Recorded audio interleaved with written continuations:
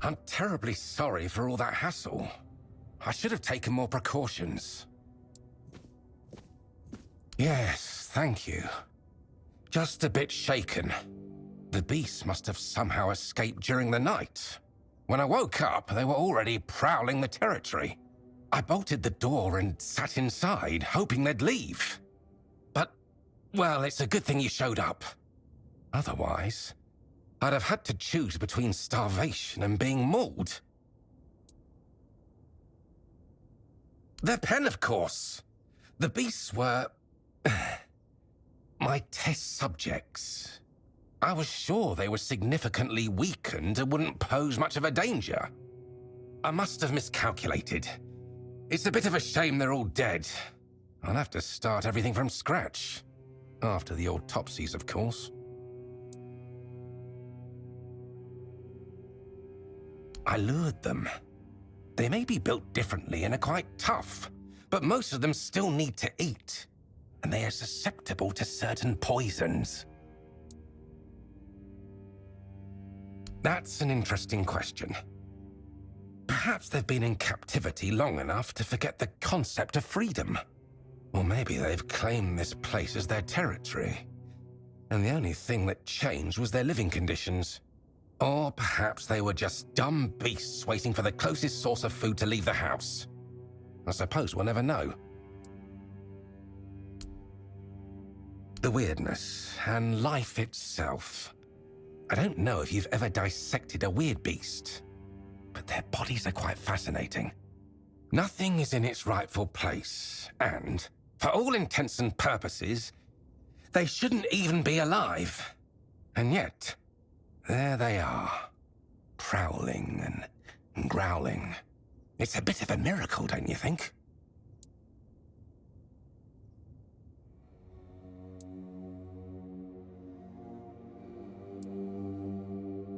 Well, I suppose, given the nature of your encounters with them, your skepticism is not unfounded. But if you ever have the chance to look deeper, I do encourage experimentation.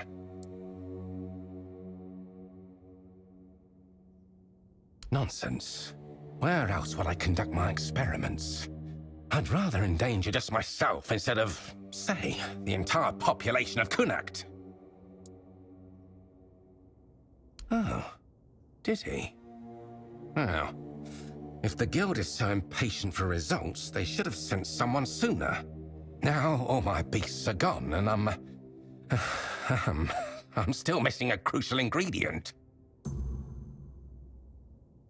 Yes, I suppose you are. I'm sorry for my outbursts. It's been a stressful couple of days. You see, weird beasts are unique creatures.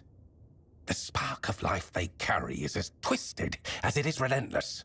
I believe it can be extracted and transferred, creating a being capable of living in the weirdness without succumbing to its corruption. With everything that's been happening on Avalon, I believe this is the only way we can survive. The pigs can already do that. Well, yes, but they hardly escape disfigurement and corruption, do they? Besides, they only skirt the edges of the weirdness. They don't dwell deep within the fog. If I succeed, humans will be able to live in the weirdness freely, no matter how dense it becomes. The heart of a Fae, well, the Fae, to be precise. I'm not interested in the heart of some half-feral beast from the host. I need something far more powerful.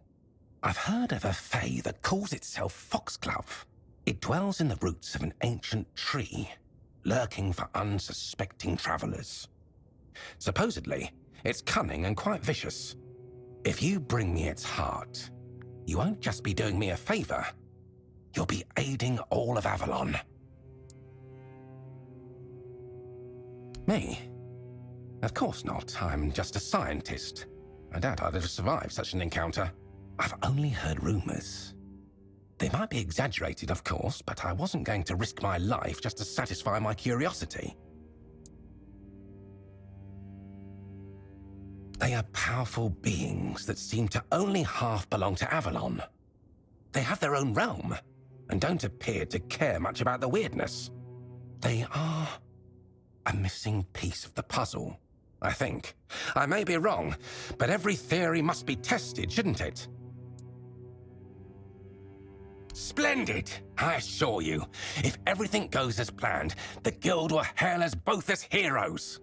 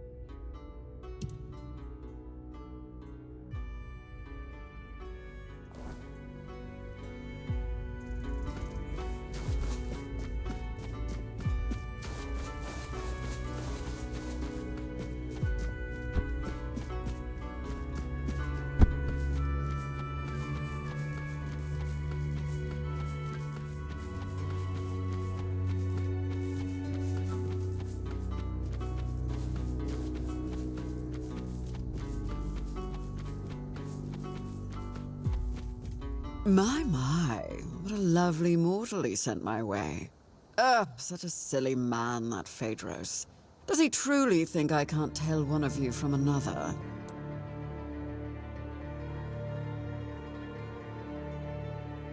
I can smell him on you. The sharp stench of fear and the desperation of a mortal who knows his time is running out. And that cloying trace of hope. As if he truly believes some poor soul could rescue him from the mess he's made. All his putrid human weaknesses cling to you like you're his last lifeline. It's truly pathetic. But of course, you could even say we're quite close. After all, I granted him his greatest wish. And in return, he promised me a small piece of his sad, mortal life. Only now it seems he's trying to weasel out of the deal. It's a bit insulting, don't you think? Ugh, mortals. I should have known better than to trust him. He swore to leave Avalon for 3 years, 3 months, and 3 days to serve me in my domain. Exactly! I can't understand why he's making such a fuss. Time here flies by so quickly. Unlike in a court, where a year can feel like a century. Oh, maybe he's not as foolish as I thought. Knowledge, of course. A lofty dream of saving Avalon by filling it with monstrous beings. On the one hand, it sounds delightful. On the other, it's a bit of a waste. You see, in my realm, mortals can live as long as we wish them to. A few adjustments here and there, and they can serve us indefinitely. Yet you mortals always believe that death is your escape. Even though we tell you time and again that a deal once made cannot be unmade. Phaedros thought it could work on Avalon too. He was only half right, which is why his results turned out rather beastly. Well, you take a creature that shouldn't be alive, yet is, and you combine it with the human spark that has such a relentless drive for survival. The results are quite curious. Part beast, part human.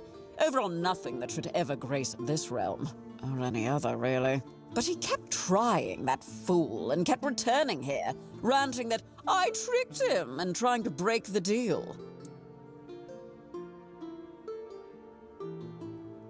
I gave him the knowledge he craved. Nothing more, nothing less. How he used it? That's not my responsibility, is it? They were misery given form, driven by instinct and rudimentary intelligence. So, who knows? Maybe they were just regular mortals after all.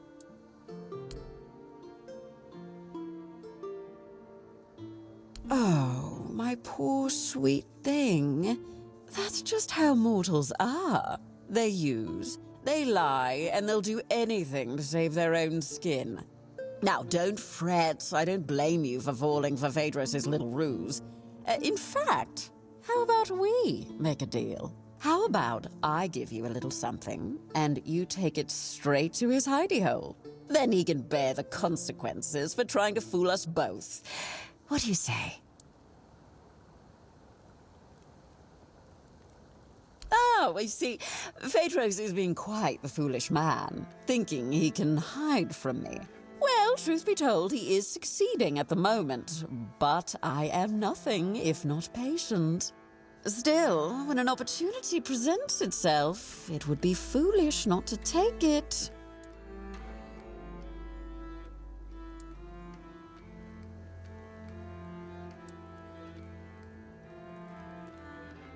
Oh, wonderful. Here, take my eye. Bring it straight to Phaedrus. And don't worry, I'll know when you're near. He'll be dealt with swiftly, and your reward will be waiting. Now, run along, little mortal.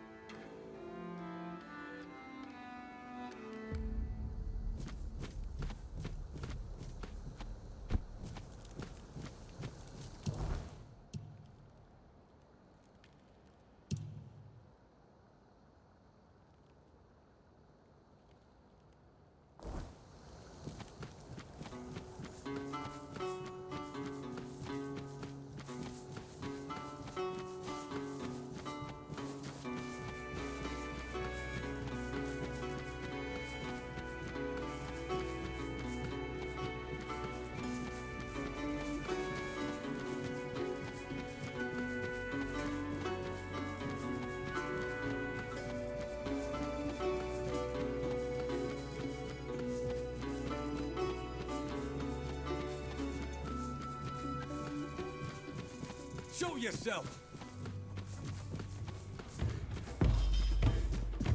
Beg for mercy!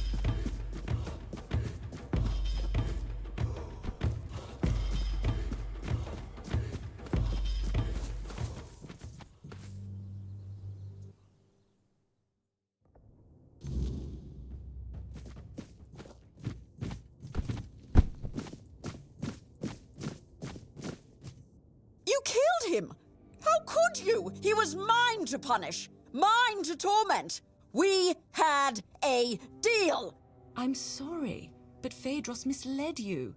He belonged to the guild, which means his life and his services weren't his to give away. What? That can't be true. I never saw any of his supposed masters with him. That's because he escaped our supervision and has been hiding from us ever since. Any deals he made in that time are void, and the punishment for disobedience is death. I see. You mortals are crueler than I thought. You. Did you know about this? Of course not. Just once I'd like to meet a mortal who's not completely useless. Reward? What reward? Phaedrus is dead. The deal is off.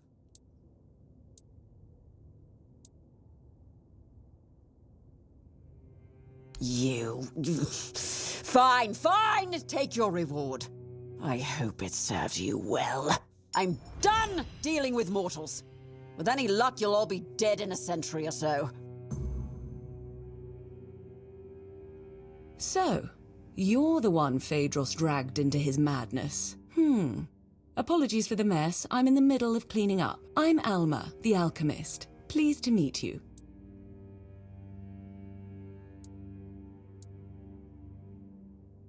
I won't deny, I'd have preferred to meet under much more favorable circumstances. I feel a bit like I've been caught at the scene of a crime, which, in a sense, I have. Although, in my defense, if we're speaking of crimes, this one is twofold. Phaedrus's reckless experiments had to be stopped. The guild warned him repeatedly that he was crossing the line. Unfortunately, yes. The rules of our guild are clear. Crossing the established boundaries results in consequences, and those consequences grow more severe with greater transgressions. It's not like he wasn't warned. He knew exactly what he was doing and the risks involved. Believe me, taking measures like this brings me no joy.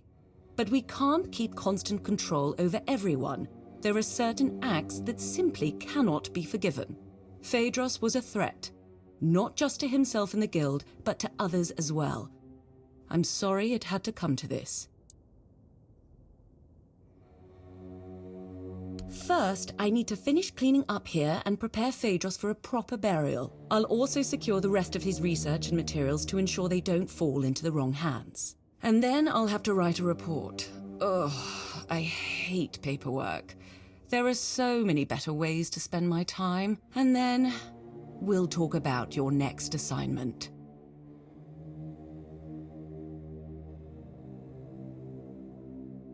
Now, that's better. Shame our meeting had to be under these circumstances. Believe me, not all alchemists act like Phaedros. You seem all right, though. Charles's calm demeanor confirms that. Tell me, what made you join the guild?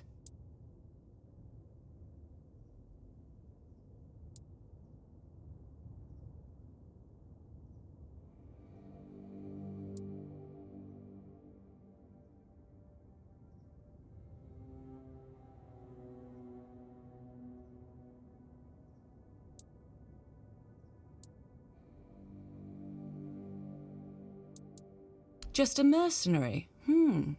Fair enough. That's none of my business. Guild members might need help from time to time, and it's good to have someone like you around. So, what do you need?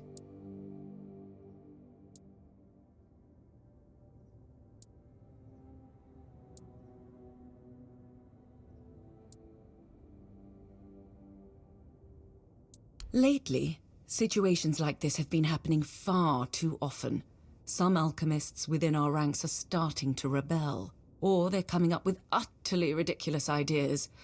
I really hope this doesn't become a recurring pattern. To answer your question, unfortunately, yes, it was necessary.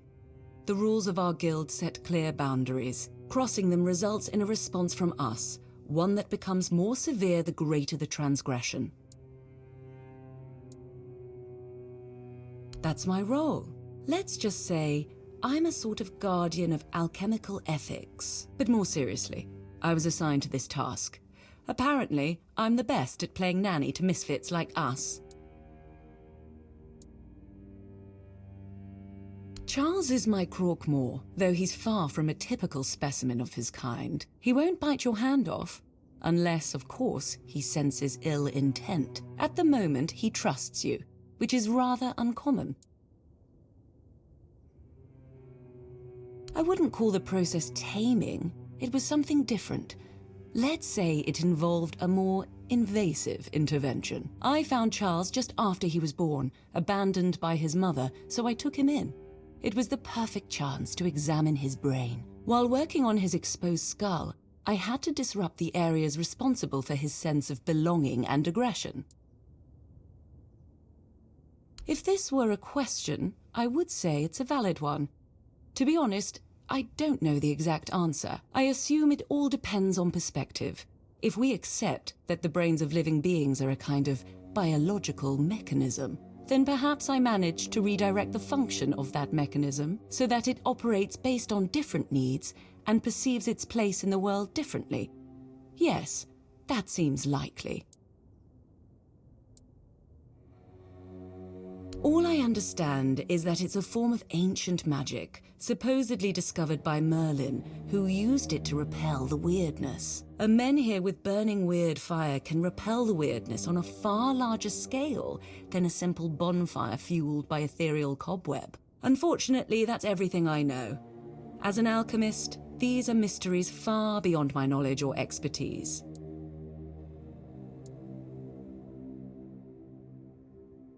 The hierarchical structure of the regular Camelosian guilds isn't something we strictly adhere to in the Alchemist Guild. Each of us has freedom in our research, as long as we don't violate ethical guidelines. It's hard to say. While we share a guild, not all of us keep in regular contact. Many members aren't as open about their affiliation as I am. They have their own lives and obligations, some of which might be highly conflicting. I'm trying to conduct field research, but the last few weeks have been exceptionally frustrating. I lack the necessary specimens, and I'm not exactly equipped to gather them myself. I'm skilled with a lancet, not a sword. I heard you're trustworthy. But first, a warning. The task I have for you is unpleasant and messy. It involves extracting brain matter. But before you even get to that part, you'll need to risk your life to get close enough. I need brain centers from 3 creatures. A Nookalivi, a human infected with the Red Death, and a villager touched by the weirdness. I've heard stories about peasants on farmlands near Kunacht. They were unlucky that the Menhir stopped protecting the place where they lived. I'll reward you for each of the 3 brains, as long as they're intact. A bloody pulp is better suited as a snack for Charles.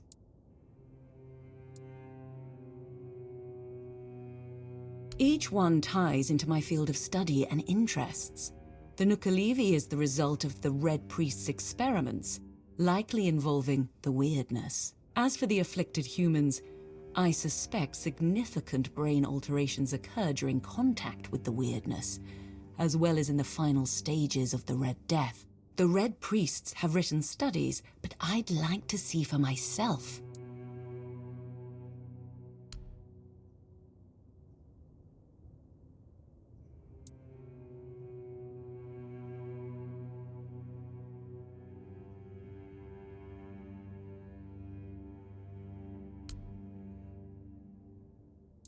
Until next time.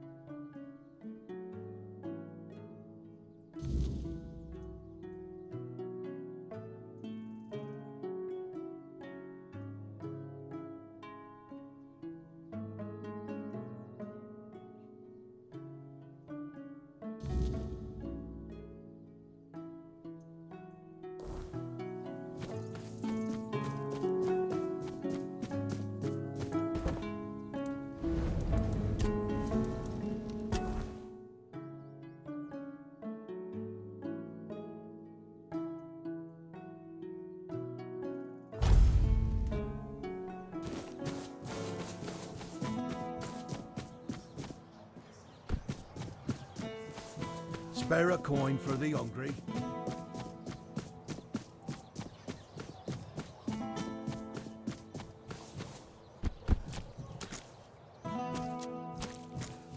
Sorry, I've got no time for chatting. I'm handling something important for Legate Denholm. You're with the children. Shit! Fuck! Listen, please don't kill me. I can explain. I've been working on it, I swear. Things were going smoothly, but there's a problem. I think Legate Denholm might actually be my father. I caught him giving me this strange look once, so I asked if something was wrong. He said he used to have a son but lost him young. Said the kid would be at my age now. So I asked how it happened, and Denholm told me. The weirdness got them. Swallowed their entire village. I wasn't with them. And that's exactly what happened to me. Except I survived because my mum told me to run before the weirdness came. I was 6. I don't remember much. Just my mum looking terrified and telling me to run to the town, promising she'd be right behind me. I ran until my legs gave out. Stopped only when I reached the gates. That's when I realized she'd lied. She never followed me. I spent years on the streets after that, until the children found me.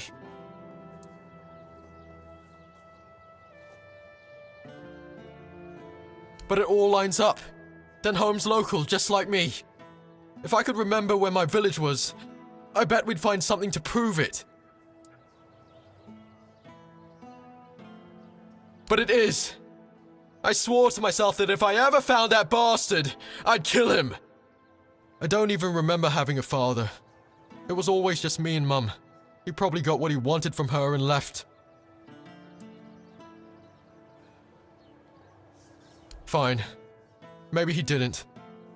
But he still wasn't there when she needed him the most. And now the children say he's a candidate for a knight. What a joke! What kind of knight abandons his son and the mother of his child to be killed by weird beasts? He doesn't deserve any of it. Of course not. What could he even say? Sorry wouldn't cut it. And that's only if he regrets anything. Honestly, I don't think I could talk to him without wanting to kill him. And shit. I really wanted to succeed in this mission. The children gave me a home after he left us with nothing. But if it's really him, I can't go into this blind. Not knowing would eat me alive. You do that, and you tell me the truth, no matter what it is. Thanks. That means a lot to me. And I know you could have just killed me, so I'm grateful you didn't.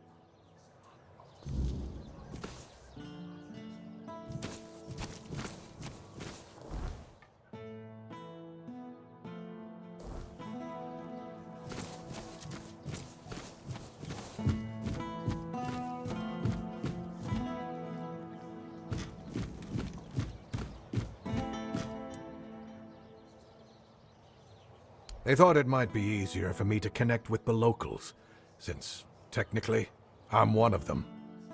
I used to live in a village nearby, but the weirdness swallowed it up, along with my wife and son.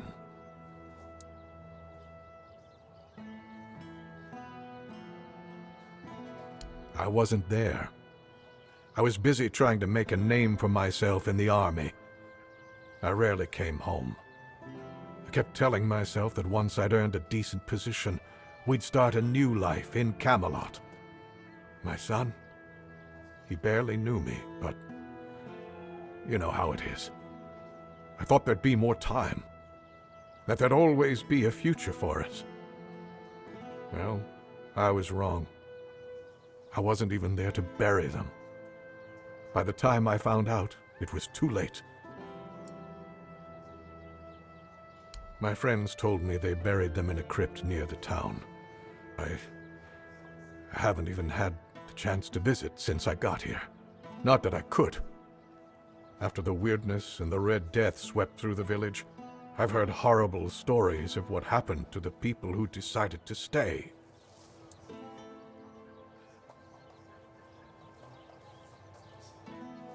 You would do that. Thank you. I wasn't expecting this. But I'll try to prepare a reward for you if you manage to do this. The crypt was locked down after the outbreak, but being Camelot's legate has its perks. Here are the keys that will open the entrance. I'll await your return.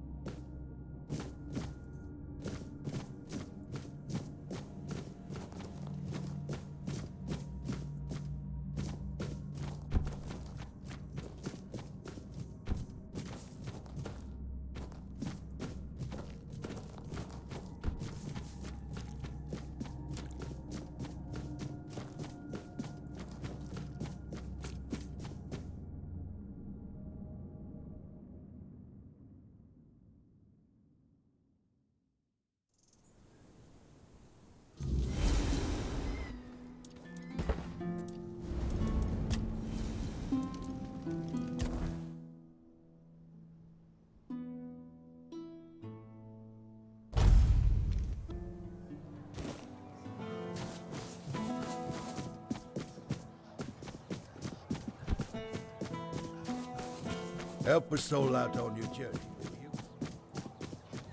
If I just stay put, everything...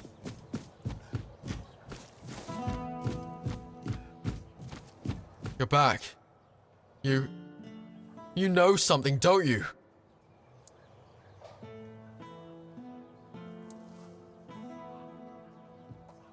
But I was so sure. Shit! Damn, I almost got myself killed over this. How could I be so stupid? Am I even cut out for this mission? I nearly ruined everything. Yeah, you're right. I need to focus on the bigger picture. If I can help the children secure a foothold in Camelot, then maybe my real father, and anyone else like him, will pay sooner or later. You're right. This is bigger than me. The children of Morrigan are my real family. They always have been. I won't forget that again. Thank you. Tell Self that success is close. I'll make sure I make you proud. All of you. Stay out of my way. You... What? Why? And you think... What? That my son might still be alive? I don't know whether to thank you or run you through for meddling with my family's grave. But if what you're saying is true, then there might still be hope. And maybe you're not wrong. You've given me a lot to think about. I'll await your return.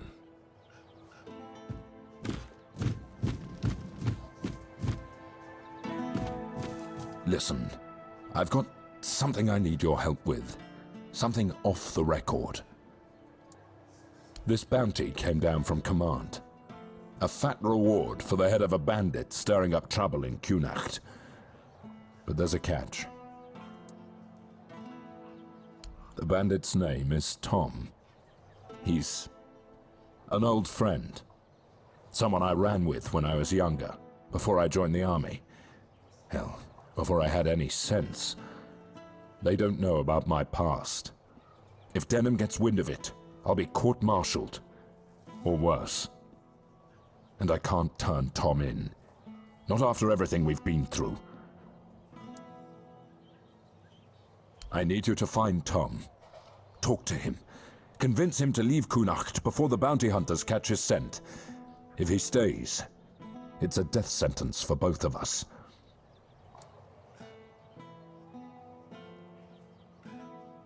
I don't, but I can't go myself. Denham's men are watching my every move.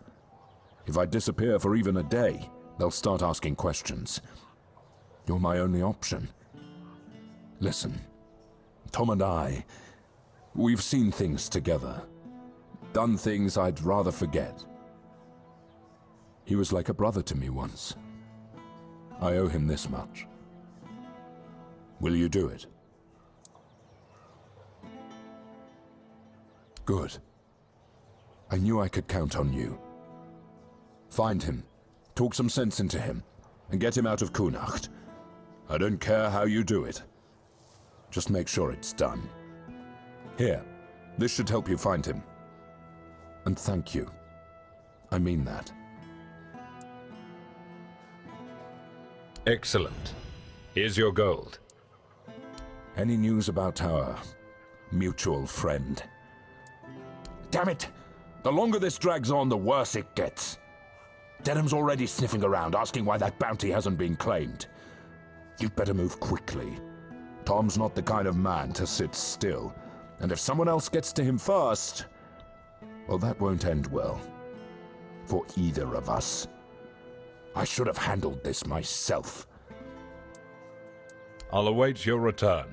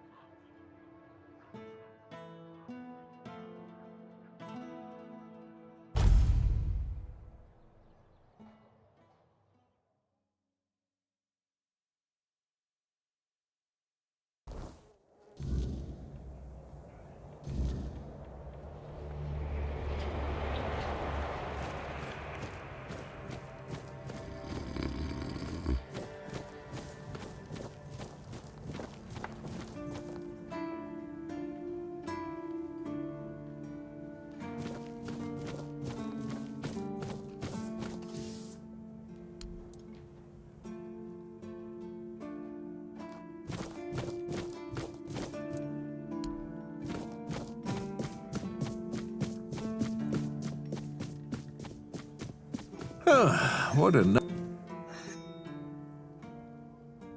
Oh, well, that changes things. I still think he shouldn't be writing about something as serious as armor smithing, but if he's just a kid, I guess I can cut him some slack. Does he now? Well, if that's the case, that would explain a lot. I once had an apprentice who also saw the world differently. Never got my jokes, but I liked him a lot. Very focused, talented lad. But the other keepers made fun of him constantly. Morons that they are. And then one day he just vanished. The captain didn't even bother to declare him a deserter. Still, to this day, I wonder what happened to him.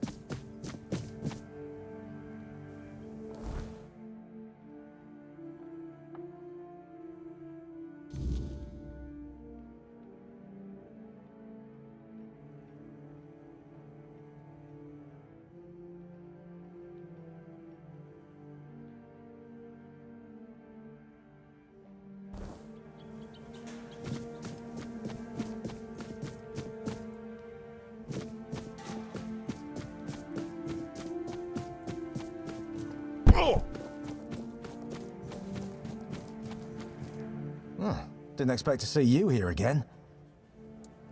Don't forget who you're dealing with.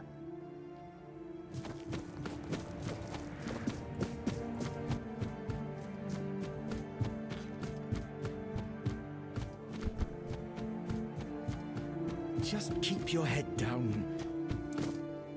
Thanks, but I don't need the whole story on how you got them.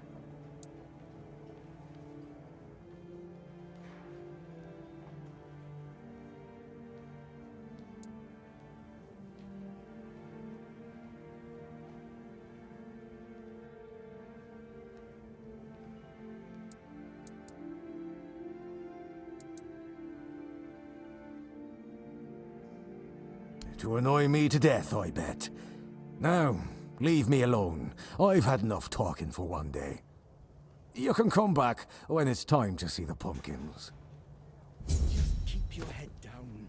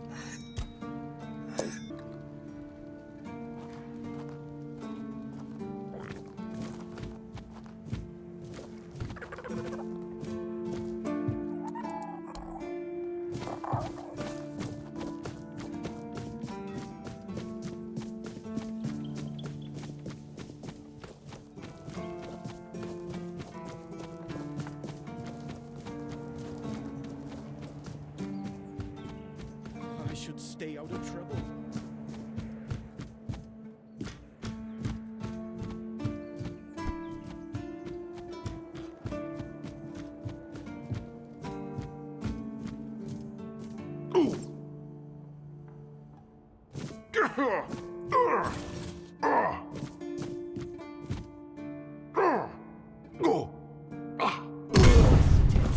The better.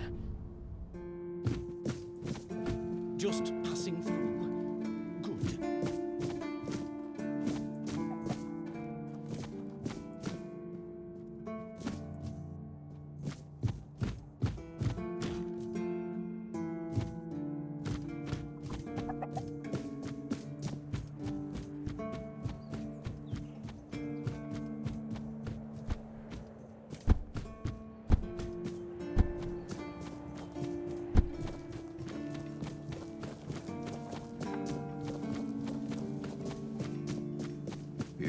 Okay.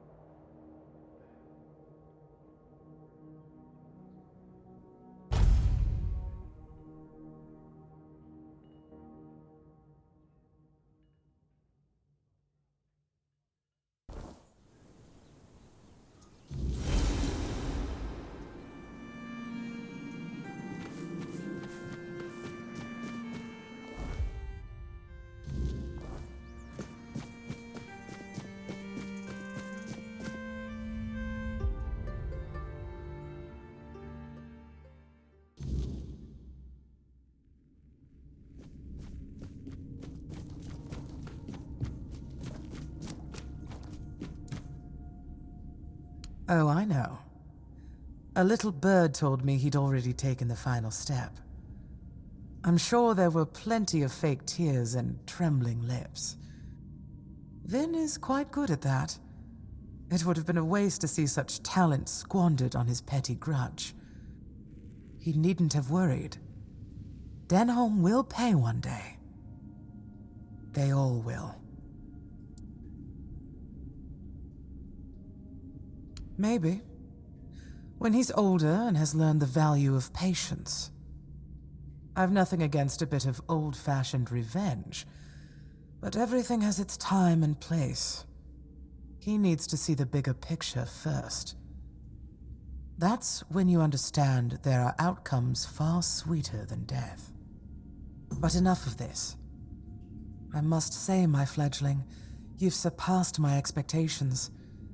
So much so that I believe it's time for the next step of your fledging. I want you to make your way to the Forlorn Swords. High in the mountains there, you'll find a very particular nest. All you need to do is fall asleep. Well, that's for you to find out, isn't it? I can't tell you more than that.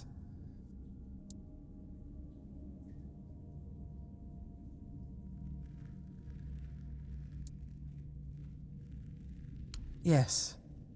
Don't worry. We will see each other again. Now fly, my fledgling. Sweet dreams.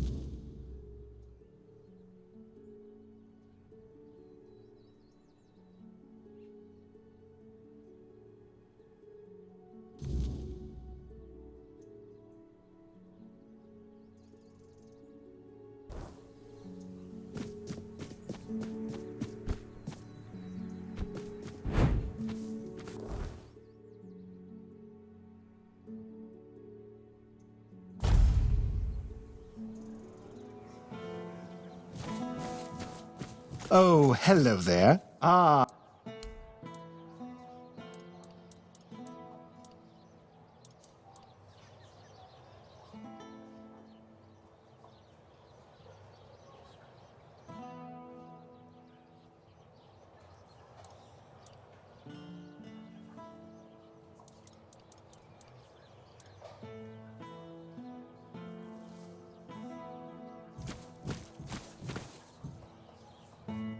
You're back.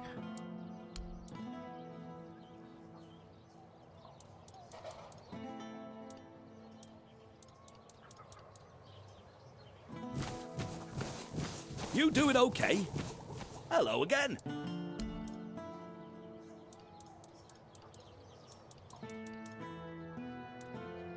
Leave it already? Get... The world's too...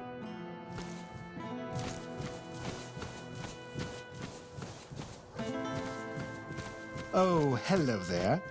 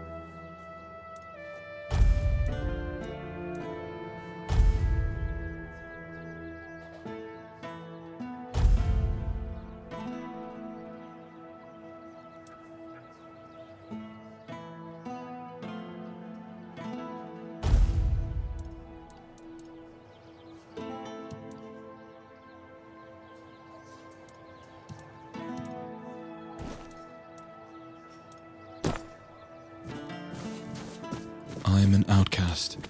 Exiled.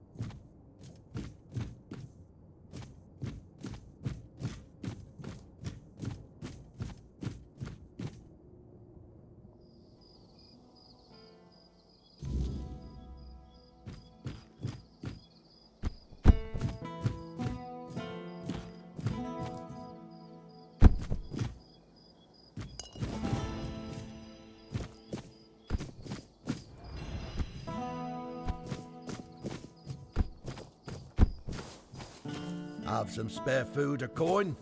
Anything helps.